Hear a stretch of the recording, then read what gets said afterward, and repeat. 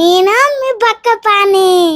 నేను నైటే నేను మా మమ్మీ కలిసి యాదగిరిగుట్టకి వెళ్ళినాం. టెంపుల్ మొత్తం లైటింగ్స్ తో చాలా బాగుంది.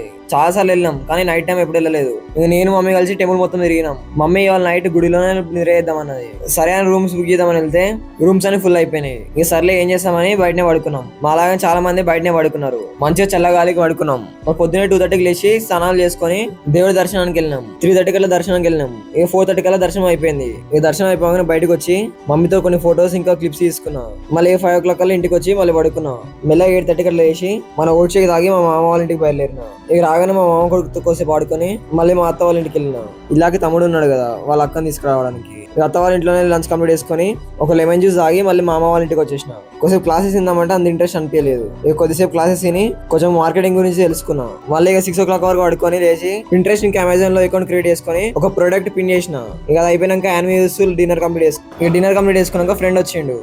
అలా కొద్దిసేపు గాలి తిరిగి ఇంటికి వచ్చి పడుకున్నా.